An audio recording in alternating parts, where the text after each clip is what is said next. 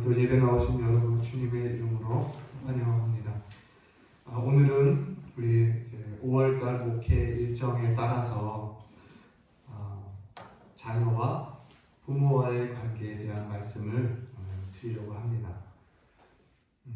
좀 더 정확히 말하면 자녀가 가져야 할 덕목과 부모가 가져야 할 태도, 이러한 의미로 말씀을 전합니다. 공교롭게도 어제가 어버이날이었죠. 그래서 아마도 여러분들이 어제 하루 동안에 가정에서 부모와 자녀와의 관계를 실제로 경험하면서 또 고민하면서 보냈을 터이기에 아마도 오늘 말씀이 여러분에게 보다 더 적절하게 들릴 것을 기대합니다.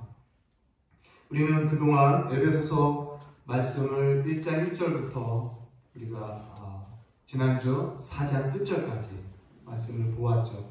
하나님께서 교회에 베풀어 주시는 그 크신 은혜들에 대해서 우리가 쭉 보았습니다.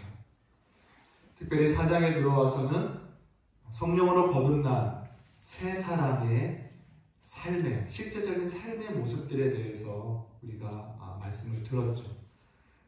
성령으로 거듭나기 전 이전의 그 옛사람의 옛 습관을 벗어버리고 성령으로 거듭난 새 사람의 새 삶을 어떻게 살 것인가, 그 구체적이고 실제적인 생활 내용을 우리가 들어왔습니다.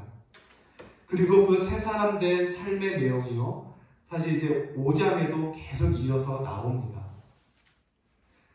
그러나 우리가 그 5장은 잠시 뒤로 하고 아까 말씀드린 대로 목회 일정에 따라서 오늘 이제 6장 1절에서 4절 말씀을 보는 겁니다.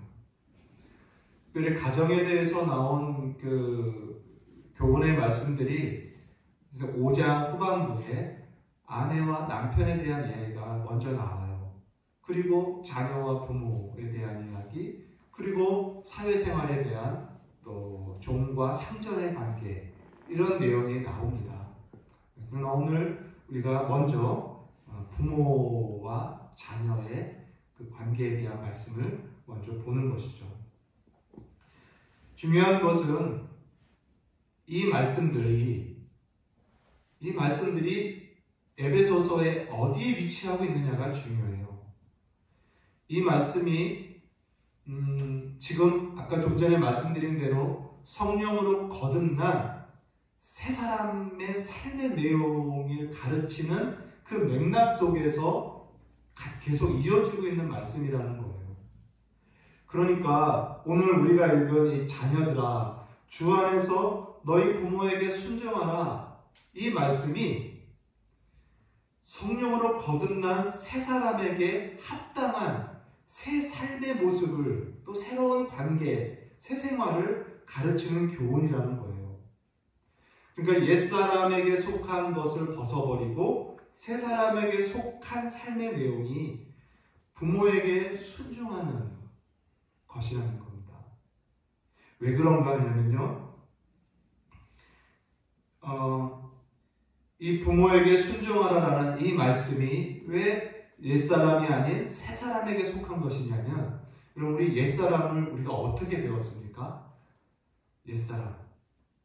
옛사람은요, 하나님의 진리를 거역하는 사람이에요.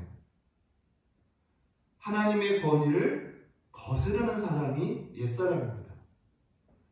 그래서 불순종의 사람, 하나님에게 불순종한 사람이 옛사람인 거예요. 그러나 새 사람은 어떤 사람입니까? 이제 하나님을 거스르는 자가 아니라 하나님에게 순응하는 성향을 가진 사람이에요. 하나님의 말씀을 따라 살고자 하는 순종의 성향을 가진 사람이 새 사람입니다.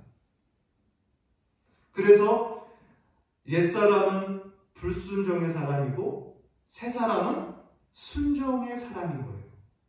이 말씀 우리는 전에도 보았습니다.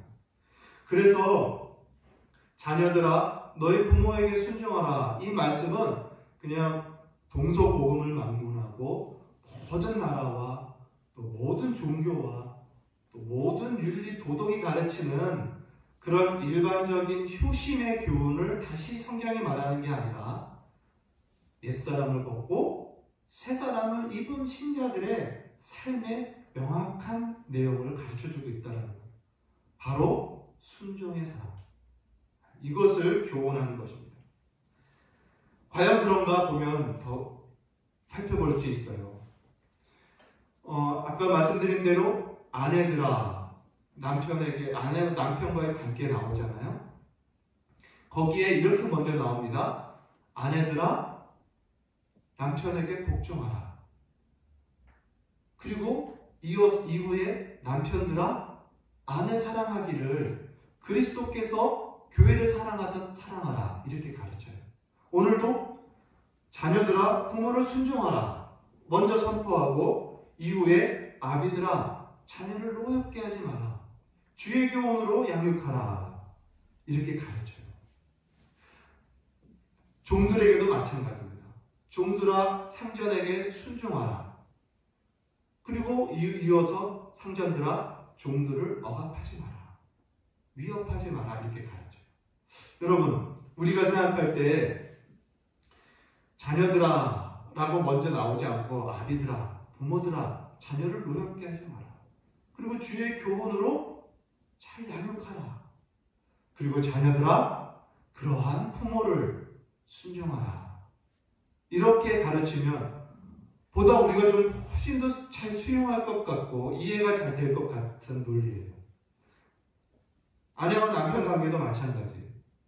남편들아, 아내 사랑하기를 그리스도가 자기 생명을 바치면서 교회를 사랑하듯 사랑하라. 그리고 아내들아, 그러한 남편을 존경하라. 복종하라. 이렇게 말하면 보다 우리가 수용하고 받아들이기 좀 편한 것 같습니다. 상전들과 종들 관계도 마찬가지겠죠. 그런데 성경은 계속 아내들아, 남편에게 순종하라. 자녀들아, 부모에게 순종하라를 먼저 가르쳐요. 이유가 뭐냐? 바로 성령으로 거듭난 사람의 특성이 뭐냐? 바로 순종이기 때문에 그래요. 그래서 성령으로 거듭난 사람은 순종의 성향을, 곧 우리가 그리스도를 이와 같이 배우지 아니하였다고 하신 말씀처럼 그리스도께서 아버지께 어떻게 순종합니까? 죽기까지 순종하고 모든 상황에 아버지의 뜻이면 자신을 굴복하며 순종하는 그 그리스도를 우리가 배운 것처럼, 그리스도의 순종하심을 배운 것처럼 새신자도 그러한 순종을 배운 사람으로서 곧바로 자녀들아, 부모에게 순종하라 라는 말씀에 이의를 받지 않게 되는 거예요. 그 순종을 기쁘게 받아들이는 그러한 마음을 가졌다는 것입니다. 그래서 오늘 말씀은요, 어떤 효심이라는 이러한 일반적인 가르치는 것이 아니라 그리스도 예수 안에서 거듭난 새 사람, 다시 말하면 옛사람은 엄밀히 말하면 온전히 따를 수 없는 이 계명을 사도가 다시 한번 우리에게, 새 사람된 우리들에게 말씀하고 있는 것입니다. 여러분, 오늘날 세상을 보면요, 이 순종이나 복종이라는 것에 대해서 이것을 매우 비굴한 것으로 만들어버립니다. 순종과 복종을. 특별히 오늘날은 더욱 그래요. 절대적이고 객관적인 진리를 거부하는 시대입니다. 절대적이고 객관적인 권위를 부인하는 시대입니다. 진정한 권위는 누구냐? 진정한 진리는 어디에서 오느냐? 바로 자신이에요. 절대적이고 객관적인 것이 아닌 지극히 개인적이고 주관적인 내 자아가 진리입니다. 내 자아가 권위인 거예요. 그런 시대가 되었어요. 자신의 기호가 모든 판단 기준이 되는 것입니다. 참 오늘날 여러 지자체에서 앞다투어 발의하는 게 뭐냐면, 제정하는 게 뭐냐면 학생 인권 조례라는 겁니다. 학생 인권 조례.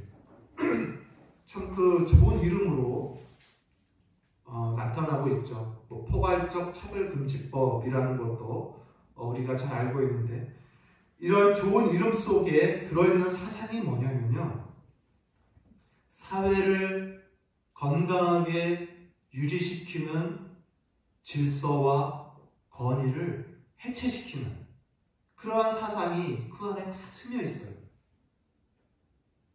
그래서 가정에서 남편과 아내의 역할을 해체시켜 버립니다. 부모의 역할과 자녀의 역할을 해체시켜요. 관계성을 다 해체시켜요. 한마디로 가정을 해체시키는 겁니다. 학교에서는 선생님의 권위와 선생님의 역할을 다 해체시킵니다. 사회 전반에 있는 권위를 다 해체시켜요. 위험한 요소들이 그 안에 많이 들어있습니다. 우리는 분별을 해야 되죠.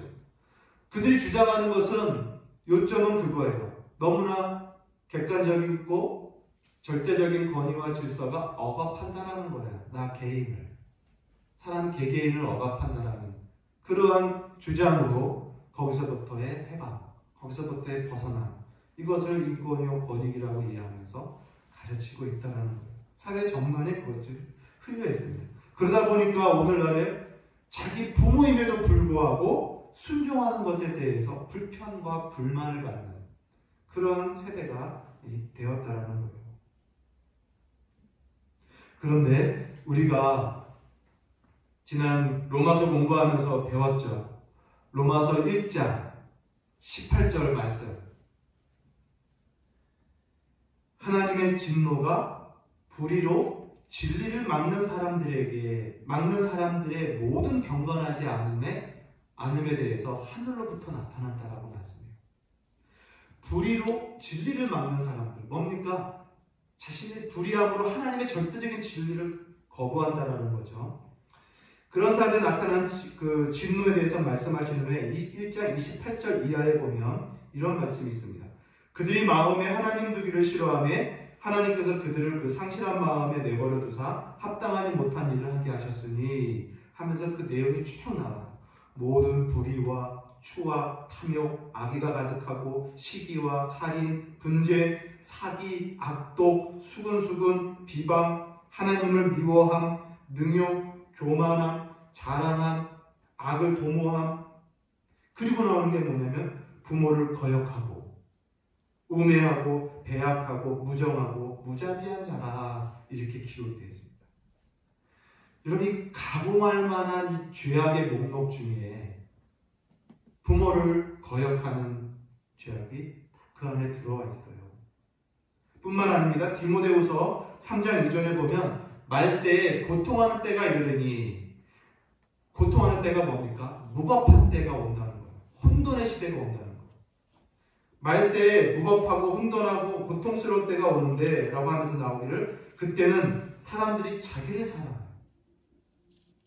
자기를 너무나 주관적이라는 거예요. 개인적이라는 거예요.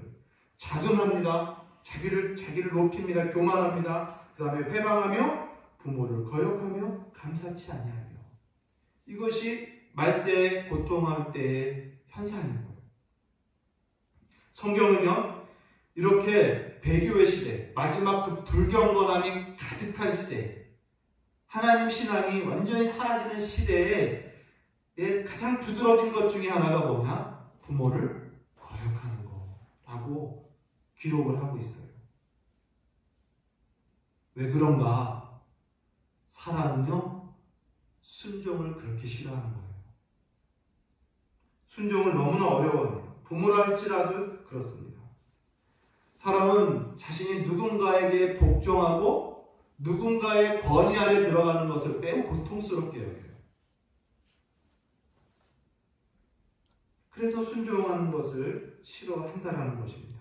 그러나 우리가 거기서 그러한 진노의 자녀들에게서 우리가 구원을 받은 거예요. 우리가 거듭난 거예요. 성령으로 거듭나서 우리 안에는 거스르는 성향이 아닌 순응하고 순종하는 성향이 모든 신자들에게 있음을 이야기하는 것입니다. 바로 하나님께서 원하시는 사람은, 즉 성령으로 거듭난 사람은 순종의 사랑. 저와 여러분 안에 이것이 있어야 합니다. 그래서 오늘 1절 말씀에 자녀들아 주 안에서 너희 부모에게 순종하라. 이것이 옳으니라. 이렇게 말해요. 이것이 옳으니라. 이것이 옳으니라. 무슨 의미입니까? 어떤 핑계와 어떤 논쟁과 무슨 어떤 반론과 그런 게 아무리 있어도 이것이 옳다라는 하나님의 너무나 명확한 진단을 우리에게 말씀하십니다. 이것이 옳다. 이것이 너에게 유익이다. 라는 이야기를 하시는 거죠. 사랑하는 성도 여러분, 오늘 우리 말씀을 듣는 성도들 가운데 지금 자녀인 우리 학생들이 있어요. 젊은이들이, 자녀인 우리 젊은이들이 있고, 또한 부모 세대 분들도 있지만, 사실 여러분들도 또 부모를 지금 살아계신 부모를 모시고 있는 자녀들입니다. 오늘 이 말씀은요, 자녀들 많이 듣는 말씀이 아니고 자녀로만 있는 자들에게 선언하는 선포가 아니라 모든 성도에게 하는 말씀이고, 부모에게 하는 말씀도 우리 자녀들이 언젠가 그 부모가 돼요. 부모가 되었을 때 어떻게 자녀들을 양육할 것인지를 들어야 할 말씀이 되는 겁니다.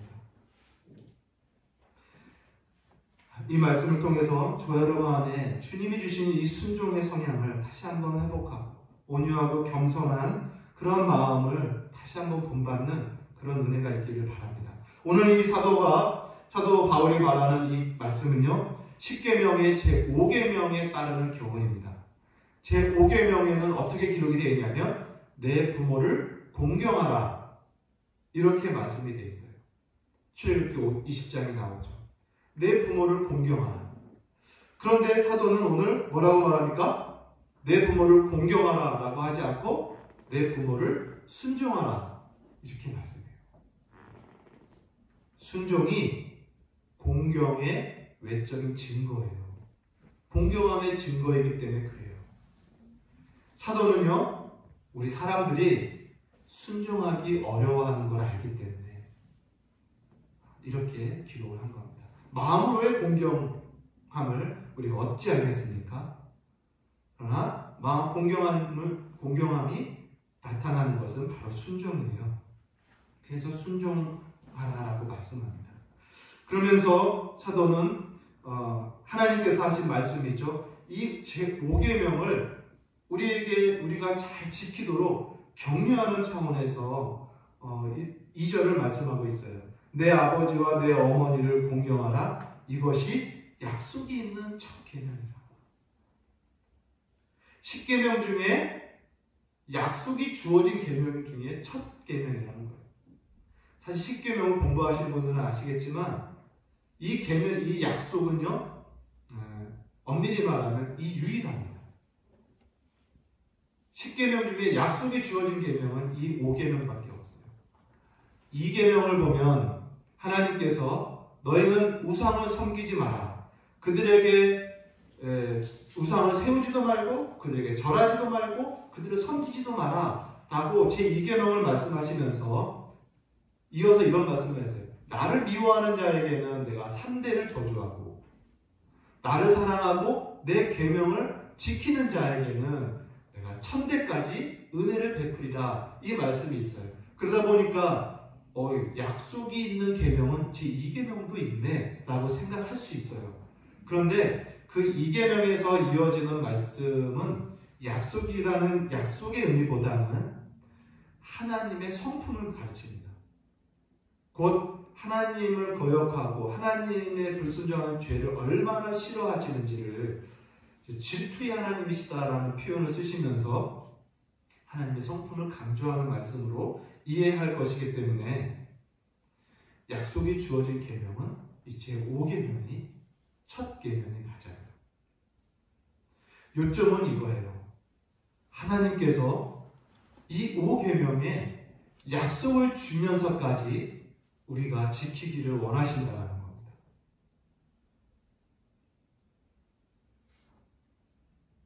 그만큼 하나님께서 이 계명을 우리가 가슴에 새기고 깊이 지켜가기를 원하신다는 거예요.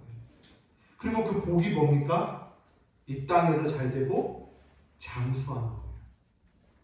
형통한 복과 장수의 복을 줍니다. 이것이 약속이 되어 있어요. 이것은 하나님께서 주신 약속이기 때문에 반드시 이루어집니다.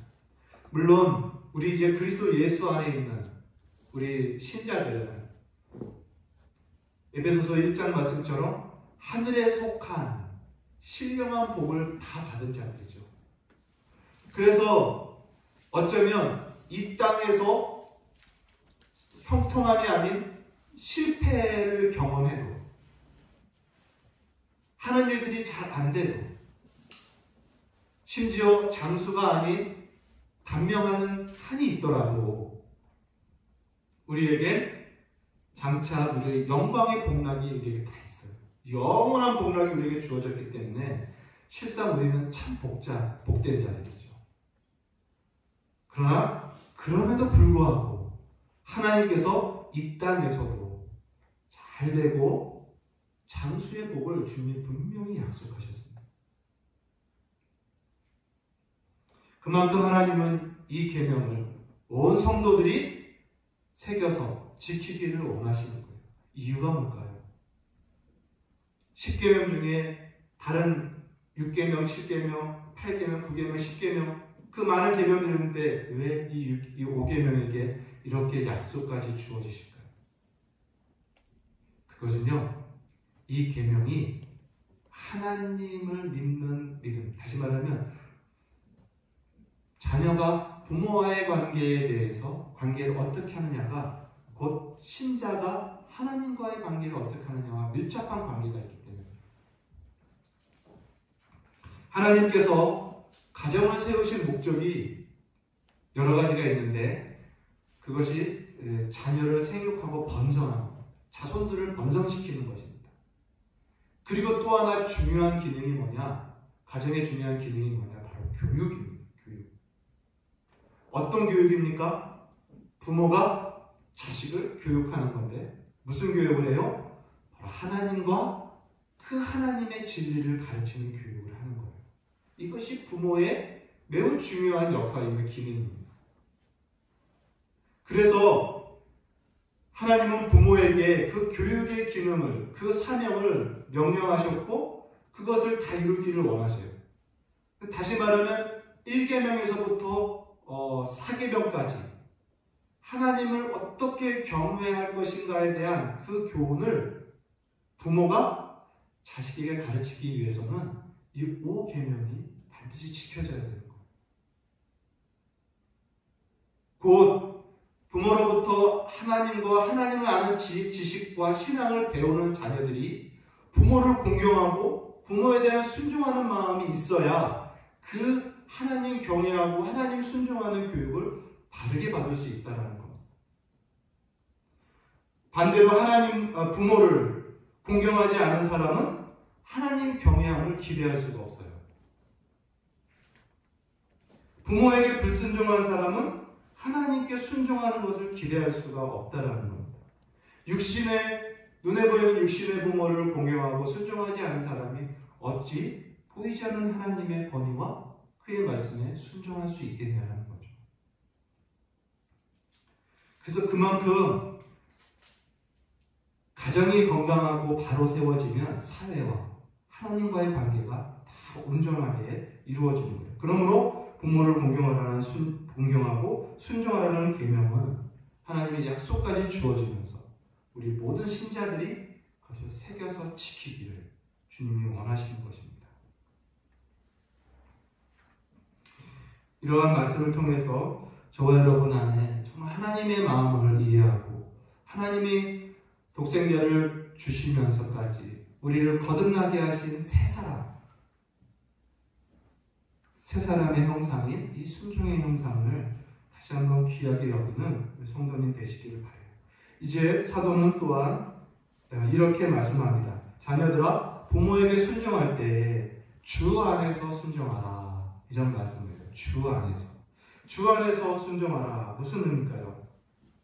여러 가지가 있어요. 먼저 자녀들아, 주 안에 너희가 먼저 주 안에 있어야 한다라는 의미예요. 너희가 먼저 주 안에 들어가 있어야 된다. 주 안에 너희가 있어서 그 주 안에서 순종해야 되는 거죠. 다시 말하면 주 예수 그리스도를 온전히 너희가 먼저 믿는 자가 되라 라는 의미입니다.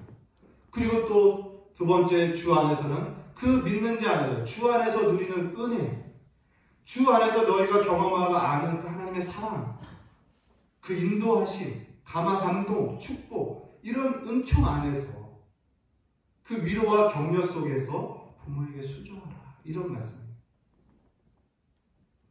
또 주 안에서는 무슨 의미입니까? 이 계명이 주의 뜻이라는 거예요. 주님의 뜻이다. 주님의 뜻이니 아무런 두려움 없이 순종하라는 거예요. 하나님의 말씀이니 두려워하지 말고 안전하니 순종하라, 이런 의미가 됩니다. 또 마지막으로 살펴볼 것은 주 안에서라는 말은요, 주 안에서는 죽게 하듯이라는 의미가 있어요. 아내들아 남편에게 복종하라 할 때도 아내들아 남편에게 복종하기를 죽게 하듯 하다, 이렇게 말씀해요. 죽게 하듯 하라. 또 종들에게도 말합니다. 종들아 상전에게 순종하기를 죽게 하듯 하라, 그리스도께 하듯 하라, 이렇게 말씀해요. 그리고 자녀들에게도 자녀들아 부모에게 순종하기를 주 안에서 하라, 이렇게 말씀합니다. 무슨 말입니까? 아내들이, 종들이, 자녀들이 남편에게, 부모에게, 상전에게 순종하는 것은 하나님께 순종하는 것이 된다라는 거예요. 하나님을 순종하듯 하는 순종이기 때문에 그 순종을 주님께서 기쁘게 받으신다는 의미입니다.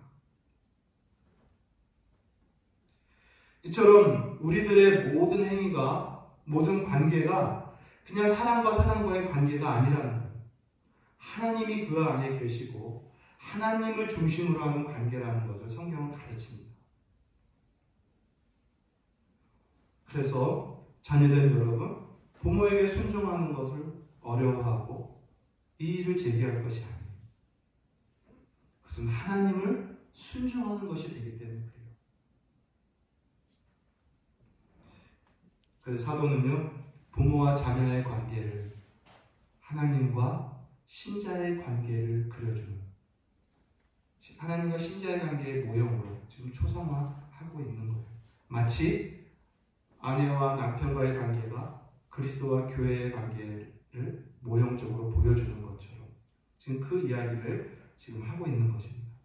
사랑하는 성도 여러분, 순종의 사람이 되시고 하나님이 원하시는 신자는 바로 하나님과 주님의 권위에, 진리에 순종하는 사람입니다.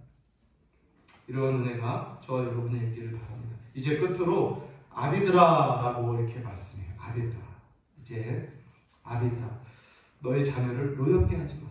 이제 부모들의 역할을, 부모들의 태도를 가르칩니다. 여기서 말하는 아비들아라는 것은 파테르, 아비라는 단어는 파테르입니다. 파테르. 그런데 성경에는 파트레스라고 되어 있어요. 복수형이죠. 복수형. 이 복수형을 해석할 때 우리 성경은 아비드라라고 해서 이 남자, 아빠들아 이렇게만 이야기하는 것으로 번역을 했지만 이 복수에는 또 다른 의미가 있어요. 뭐냐면 우리 성경의 사도들이 성경을 기록할 때 사랑하는 성도들을 향해서 이렇게 기록해요. 형제들아, 그렇죠? 형제들아 하면서 많이 기록해요. 그때 형제들아 라는 게 남성 형제들만을 부르면서 쓴 호칭이 아니거든요. 그것은 하나님 아버지 안에서 형제들아 라는 거거든요. 그 하나님 아버지 안에서 형제 자매된 성도들아 이런 뜻이잖아요. 그래서 이 말씀도 아비들아 라는 건요, 아버지와 어미 된 자들아 이런 의미예요. 결국 부모를 말하는 것입니다. 부모들아 자녀를 노엽게 하지 말고 오직 주의 교훈과 훈계로 양육하라, 이렇게 말씀해요. 먼저 부정적인 명령을 먼저 살펴보죠. 자녀를 노엽게 하지 말라. 이 노엽게라는 의미가 무슨 의미일까요? 경노케 한다, 자녀를 화나게 한다, 자녀를 원망스럽게 만든다 라는 의미예요. 그래서 골로새서에는 자녀를 노엽게 하지 말라, 낙심할까 함이라 라고 표현되어 있어요. 낙심할까. 낙심은 뭡니까? 의욕이 꺾였다라는 뜻인데 의기소침한 사람이 된다는 거예요. 그래서 자녀를 노엽게 하지 말라는 거예요. 부모가 노엽게 할 수 있는 가능성이 있다는 거죠. 무엇으로 자녀를 노엽게 하고 경록케 하고 원망을 생기게 하는가? 무엇으로 그렇게 하는가? 여기서 우리가 알 것은 이겁니다. 이 노엽게 하고 원망하고 화나게 하는 것, 이 표현이 다 감정적인 표현이에요. 그렇죠? 그런데 표현은 그렇지만 실상은 감정을 말하고 있는 건 아니에요. 왜냐하면요, 감정을 말한다면요, 사람은 좋은 이야기를 들어도 기분 나빠해요. 그러니까 이 말씀은 자녀들의 감정을 건들지 말라가 아니라 그들의 인격에 손상을 주지 말라는 거예요. 인격. 왜냐? 자녀들에게도 다 의견이 있어요. 자기들의 의견이 있고 자기들의 정당성을 다 갖고 있습니다. 이 자신들의 의견과 정당성이 훼손될 때 그들의 인격이 손상되는 거예요. 언제 그러냐면요, 부모들의 불합리한 강요입니다. 자녀들의 그 정당성과 의견으로 볼 때 너무나 불합리해요. 맞지 않는 거예요. 그것을 강요합니다. 억압하고 윽박지르고 힘으로 가해하고 폭력을 행하는 것. 이것은 자녀들의 정당한 인격에 손상을 입히는 거예요. 자신들의 올바른 뜻이 받아들여지지 않으므로 상실감을 경험하면서 의기소침한 사람이 되는 거죠. 그래서 그 안에 원망과 분노가 쌓이는 겁니다. 근데 자녀이기 때문에 표출할 수 없어요. 상실감으로 쌓이게 되는 거예요. 또 하나는 어떤 거냐면 부모의 일관성 없는 태도입니다. 일관성 없어요. 변덕스러운 훈육이라는 거예요. 기분 좋을 때는 훈육을 포기합니다. 기분이 조금 나쁘면 과하게, 가혹하게 훈육합니다. 이런 변덕스러움을 자녀들은 알아요. 그들 안에도 다 정당함이 있기 때문에. 그러한 일관성 없는 태도와 변덕스러움으로 자녀들의 마음은 상처를 받고 상실감을 경험한다는 것. 또 하나는 자녀들의 의지를 함부로 노력하는 행위입니다. 표현이 좀 그렇지만 어떤 거냐면 심부름이나 어떤 이런 명목하에 원치 않는 일을, 자녀들이 원치 않는 일을 강압적으로, 그들의 의지를 강압적으로 꺾어서 그 아이를 복종시키는 거죠. 이건 역시 자녀들의 의지를 또한 감정과 인격을 몰수하는 그러한 것이 되어서 우리 자녀들에게는 큰 경로와 나중에 상실감이에요. 그래서 의기소침한, 의욕이 없는 사람으로 살아가게 만든다는 것입니다. 이처럼 좀 감정적인 것, 불합리한 것, 강압적인 것, 변덕스러운 태도가 우리 자녀들을 노엽게 하는 것입니다. 부모들은 이것을 신중하게 생각하고 분별하고 절제해야죠. 절제함으로 우리는 자녀를 바르게 훈육할 수 있습니다. 그러면 무엇으로 훈육하느냐? 이제 긍정적인 내용이 나와요. 바로 주의 교훈과, 오직 주의 교훈과 훈계로 양육하라, 이렇게 말씀해요. 주의 교훈 뭡니까? 주님의 말씀입니다. 주님의 입에서 나온 말씀이 교훈이에요. 훈계는 뭡니까? 훈계, 원어로 보면 징계하다, 경고하다, 이런 의미예요. 책망하다, 이런 거죠. 그것으로 양육하라는 거예요. 다시 말하면 부모가 자녀들을 어떻게 양육하냐면 하나님의 말씀으로 말씀을 가르치고, 그리고 그 말씀대로의 말씀을 기준으로 훈육할 것이 있을 때 징계하고 경고하고 면책하라는 말씀이에요. 그렇게 양육하라고 이야기를 하고 있는 것입니다. 여러분, 하나님께서도 우리 신자들을 어떻게 합니까? 징계하신다라고 말씀해요. 히브리서에 보면 분명하게 말씀해요. 징계가 없으면 사생자예요. 하나님은 사랑하는 자를 징계하고 받으시는 자를 채찍질하시느니라 라고 말씀해요. 그러니까 무슨 말입니까? 하나님의 사랑의 표현이 훈계에 있다라는 거예요. 좋은 부모의 역할은 바로 이 훈계에 있습니다. 잠언서에 보면 이런 말씀이 있어요. 면책은 훈계죠. 질책이죠. 면책은 숨은 사랑보다 낫다. 잠언서 20장 5절이에요. 무슨 말입니까? 면책은 숨은 사랑보다 낫다. 우리 부모들이 자녀를 훈계할 때 사랑하니까 훈계를 하지 않습니다. 내가 자녀를 사랑한다고 말하면서 사랑하기 때문에 훈계를 안 해요. 면책을 하지 않아요. 그런데 그것으로 자녀가 부모의 사랑을 알지 않는다는 거예요. 왜냐? 그 사랑은 숨어있기 때문에. 자녀들이 알 수가 없어요. 부모가 나를 사랑하고 있는지 모른다는 거예요. 우리는 부모는 자녀를 사랑하고 사랑한다고 해서 하지만 실상 자녀들은 모른다는 거예요. 오히려 잠언서에 또 뭐라고 말씀하냐면요. 채찍질과 꾸지람이 지혜를 준나니 임의로 하게 내버려두는 그 자식은 어미를 욕되게 하느니라. 이렇게 말씀해요. 그리고 초다를 참아 못하는 자는 초다를 참아 못하는 자는 그 자식을 미워합니다. 우리는 사랑인 줄 알았는데 실상은 자녀들에게 다가오는 건 사랑이 아니라 미움이라는 거예요. 자식을 사랑하는 자는 근실히 징계하느니라. 그래서 성경의 말씀으로 보면요. 사랑은 자녀를 임의로 내버려 두는 게 사랑이 아니라는 거예요. 근실히 징계함으로 자녀들은 사랑을 경험한다는 거예요. 왜냐? 그냥 내버려 두는 건 숨은 사랑에 대해서 알 수가 없다. 이런 의미입니다. 그리고 이러한 정당한 하나님의 말씀에 따르는 훈계는 자녀들을 노엽게 하지 않아요. 왜냐? 그 훈계가 알거든요. 자녀들도 자신의 정의감이 있기 때문에 그 훈계가 자기의 잘못인지 부모의 변덕스러움인지 알아요. 그래서 말씀에 따라 다르게 절제된 그 명확한 훈계를 하고 징계를 하면 자녀들은 상처받지 않습니다. 오히려 견고해지고 낙심하지 않아요.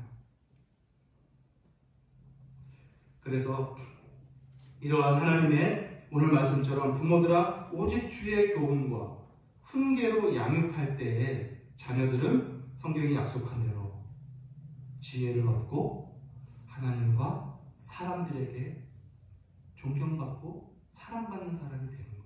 사람으로 성장하는 그렇게 생활하게 되어 있습니다.